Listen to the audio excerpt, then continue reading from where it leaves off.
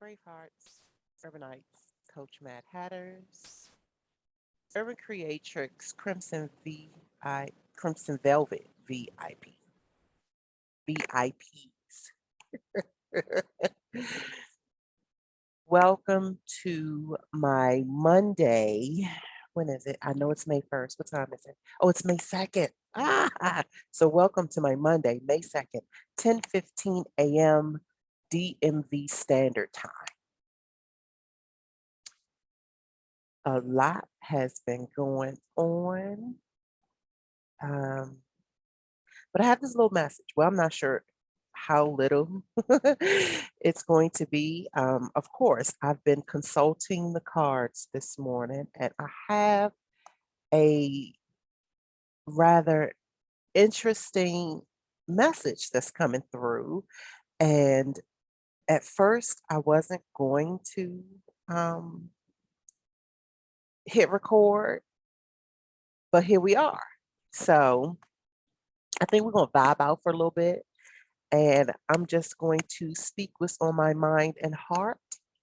And as usual, as per usual, you can kiss it or diss it. It really is about resonance. It's about the truth by the way that it feels.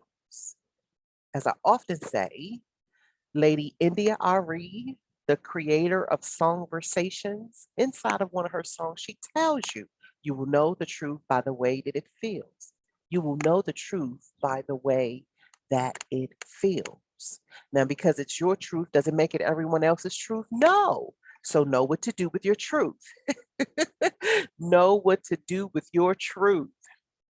So before me, I have 1, 2, 3, 4, 5, 6, 7, 8, 9. Didn't even count them before. I have 10 cards before me. And they are some rather interesting cards. And as I had just said, the cards, I had thrown them out because I needed consultation on my own. So it began, and it probably still is, I believe, a message for me. And then now I am here sharing it. The first card out is the Eight of Cups. So the Eight of Cups instantly tells me that I am walking away from some stuff and heading towards other stuff. Now, of course, I already knew that. So to have that be my first card out, it affirms what I may have been a little uneasy or unsure about. I want to say maybe over the last month or so. So let me give you the rundown. Let me give you the card rundown. So it's the Eight of Cups, the King of Wands, the Seven of Wands, the Lovers, the Three of Wands, the Queen of Swords, the Three of Cups, the Queen of Wands, the Strength, and the Magician. With me having Virgo, with me having a with me having a Virgo moon and a Virgo ascending for the Magician card, which also represents Virgo and Mercury and all of the majestic things that come along with being able to communicate or authentically express.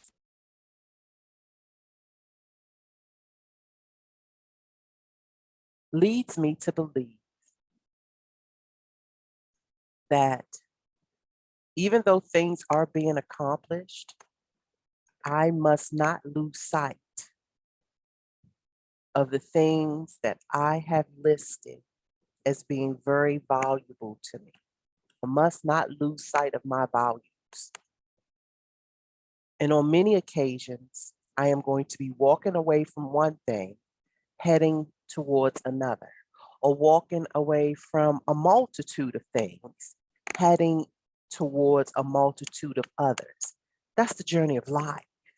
So to know that my frequencies are adhering to this natural cycle of life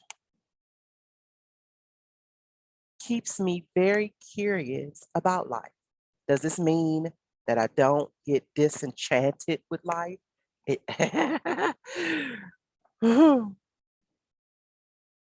Just a couple of days ago, I ran into this small timeline on about a day or two where I was totally disenchanted with this life. Totally disenchanted. There is so much going on inside of this realm, this time and space, that literally leaves me perplexed about this human experience. I was just explaining, not even really explaining. Me and my youngest son was having a dialogue. As a matter of fact, I believe it was me and my both of my sons, but one son was present with the other son. So my oldest son was sitting with they work together now. So they were waiting for some things to happen where they were before they could get their workday started. But I was actually in active conversation with my youngest son, but they both were sitting there. And it's amazing how powerful, in just a few minutes, how powerful that conversation was. And it was all alluding to all of the lies and all of the misrepresentations. And then we are not allowing ourselves the time to seek and sift out that which is true, or even what we are perceiving to be true. There's so much that goes into what we know and what we don't know, and all the dynamics surrounding how things are linked and connected or disconnected, and the justification of either or. Origination dates and expiration dates gets kind of tricky. We never know when something is going to start, nor do we know when it's going to end. But because of the illusion of us and this word called predictability, we think that we can predict things. And sometimes we're on to it and we are spot on, and it's called a lovely day. And sometimes we are completely off. And then it's called a miserable day.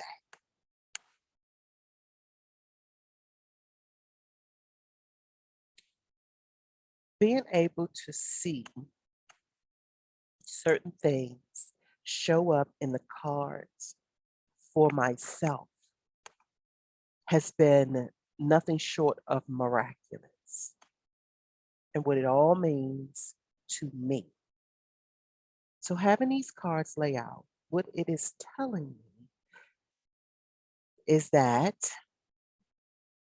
my King of Wands energy is fighting deliberately, tirelessly for the lover in me.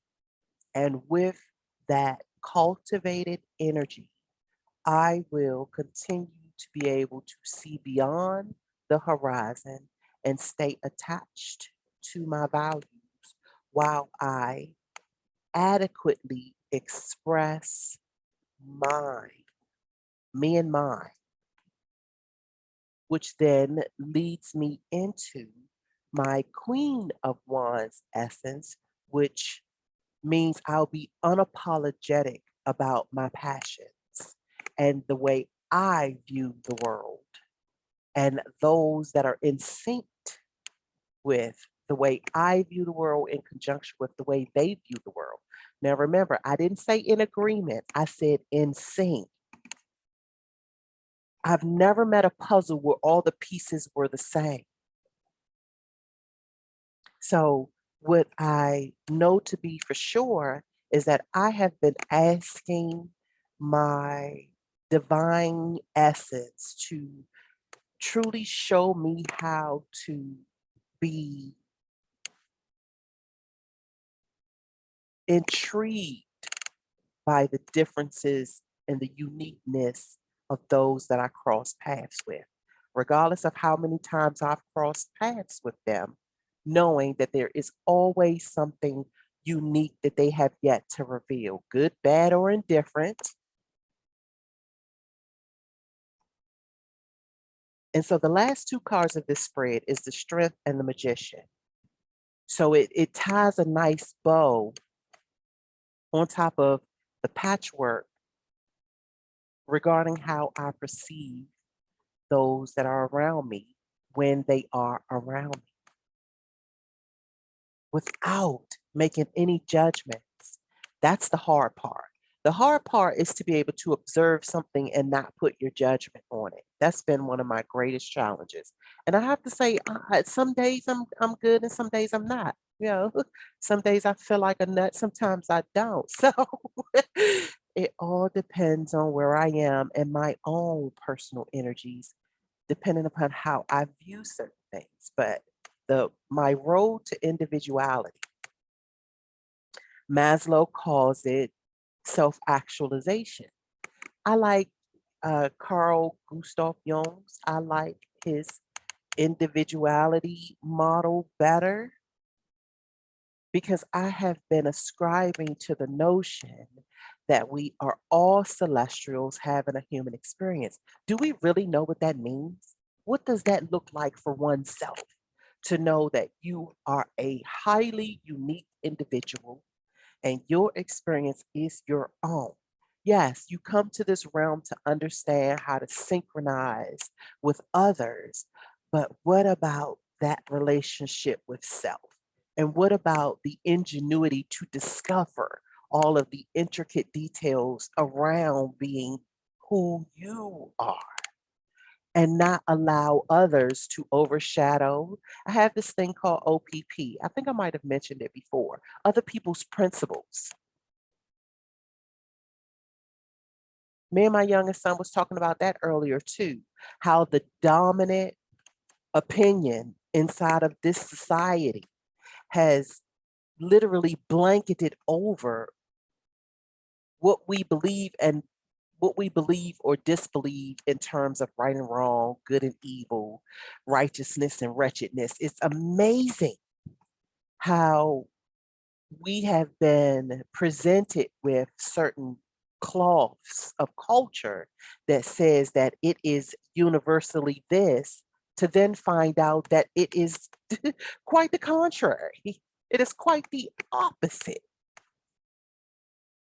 And so, yes, it can leave you disenchanted when you find out that the majority of your life you've been believing in a fucking lie, and not just on the personal level. Everything surrounding industry and profession and agriculture and economy and education, the whole fucking kit and caboodle has all been driven and contoured around this frequency that's situated as dominance, and that anything that doesn't fall inside of that gets discredited, get the characteristics get assassinated. Like it's a real interesting timeline that we are frequenting right now. So because of this, I had been decided that I was going to take true stock in the meditative tool that's linked with the fool's journey. And so the fool is card 0 inside of the tarot deck. So real quick, I just want to make sturdy of one of the reasons why I have become an ambassador of tarot as a self-discovery tool. Now, it being a self-discovery tool has a twofold because of the journey that's associated with the story, the overarching story of the major arcana. So it's the Fool and the 21 majors. So the way that it's situated is that the Fool will go throughout this journey and meet each one of the majors, and while there, it is learning something about itself. So it's the Fool, and then it is as a matter of fact, hold on, let's do this. Let's do this really quickly. Oh, I don't think I opened it up. Hold on. Let's see. I always get so, let's see. I don't think I can do it. I always get so, hold on. I get moved around. So it tells me that my screen sharing is paused. Okay, that's fine. I don't think he said, no, it's not. Okay. So let's just go back here. So what I wanted to do was give you the at a glance of all of the majors. Okay, so it's the fool, and then the first stop on the journey is with the magician. So magician is card number one, which I equate to door number one. Inside of door number one, how about this? It's even something to take notice that the magician is the first door, is the first major that the fool will go meet with. And so all the way through to the world, which is the last major of the major arcana, the fool will have met with an entire pantheon of characteristics, which, mind you, is associated with the influences of planetary movement. So the magician is associated with door number one, which is also attached to Mercury, which is the planet of communication. As a matter of fact, hold on.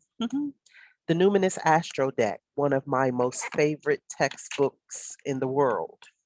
So it has a section on planets. So let's just tap into this real quick. So Mercury.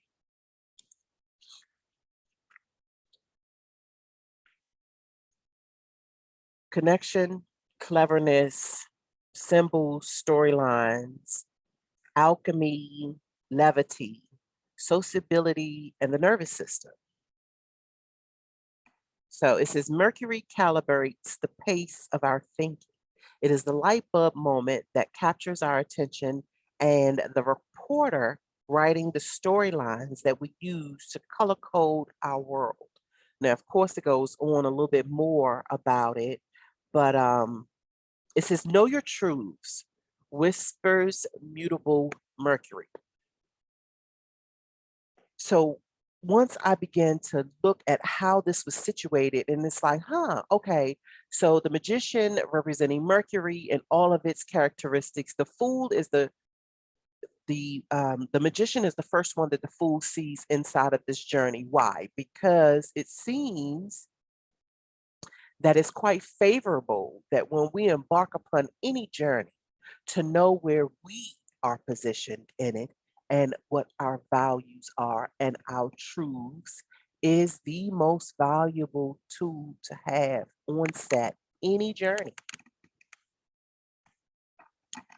With the magician, with the strength and the magician being the last two cards in this spread this morning, I am truly being led to believe that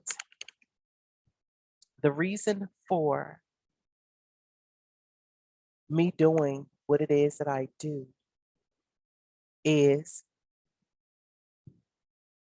tallied up in this right here. In addition to its ever popular use as an instrument of divination, the tarot card also serves as a symbiotic system of self-knowledge, self-integration, self-transformation, and self-transcendence.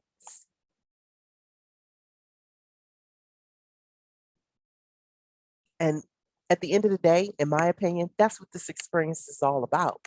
It is all about the mystery of self and the discoveries thereof, so that there will be fortification in knowledge, integration, transformation, and transcendence. So we seek and sift through the knowledge, and then we integrate such knowledge. And through those integrations comes transformation and transcendence. I think that's one of the reasons why the mainstream message always has some type of contempt with this thing they call selfishness. Because if they put shame on you wanting to be invested in self instead of others, as if you can't do both, or as if one is not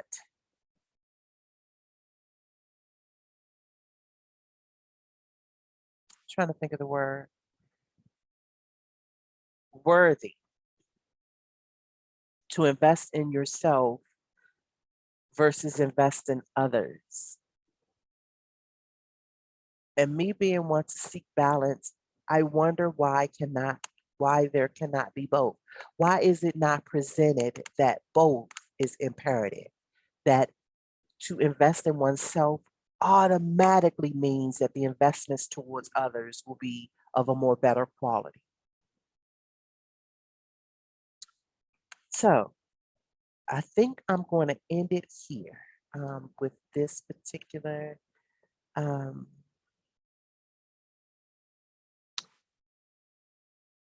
idea. Hang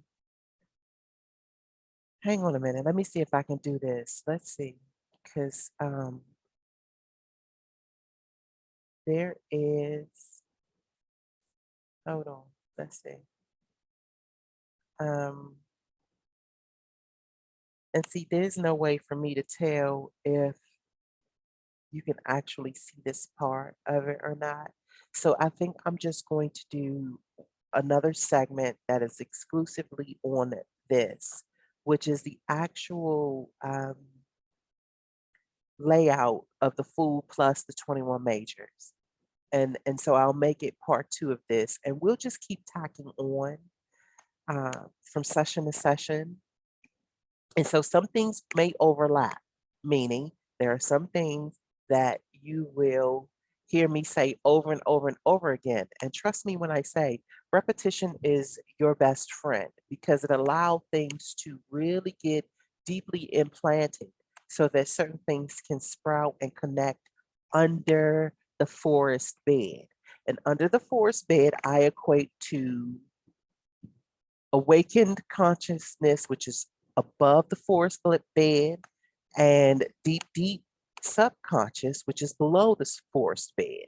And so using the forest as a metaphor helps me be able to differentiate when I am speaking about physical sensibilities and non-physical sensibilities. And as a human being, you are a conduit of both. It really truly depends on the way that you value and acknowledge such sensibilities. If you view yourself as a coin with two sides, the side that faces the sun, which is your outer limits, and the side that is within, which is the side that faces the moon, the side that faces your darkness. We all have both. Please, let's not continue to get that twisted. At the very basic fundamentals of life, you know that you have both sides. You have an outer side and you have an inner side. And all that is within is sheer primordial darkness. Please stop letting these folks scare you away from half of your riches. So I'm going to end it here. I will say this before I leave. If you feel led to explore your animal sensibilities, your animal instincts, it's really fun to see if you can, over the long haul, because there are some folks that automatically become defensive when you invite them to take some type of assessment, as if that assessment is going to sway them away from what they actually are. So I say over the long haul because it allows the psyche to see things in bits and pieces, and then you can put those things together. You can formalize the formula yourself. So I've taken many assessments. And so one of my animal spirits that always pops up is the great mother dragon, as well as the owl. So, like, this is this wild, untamed owl.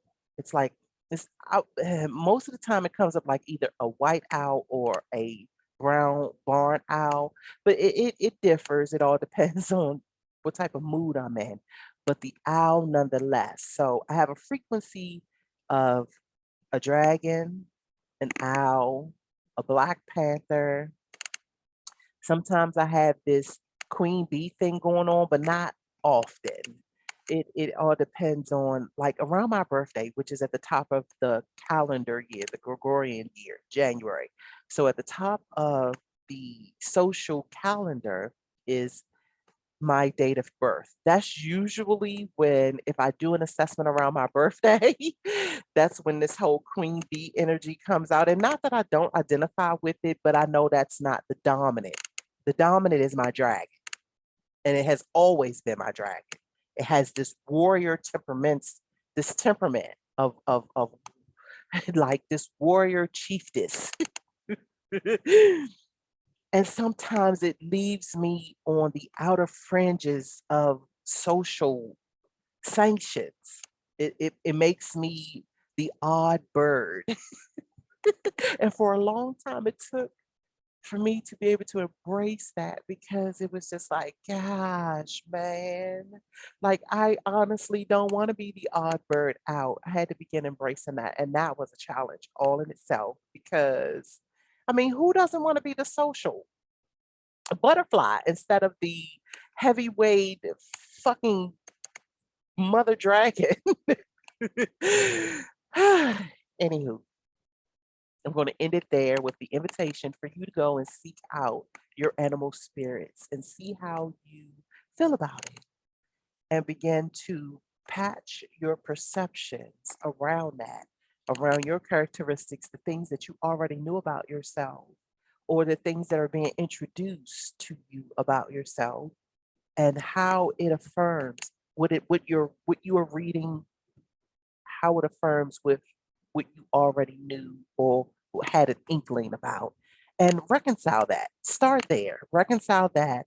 That will, I am sensing that that will allow the basics. It'll allow the foundations to begin to solidify around how you feel about yourself. So yeah, thanks for hanging out with me, and I wish you well.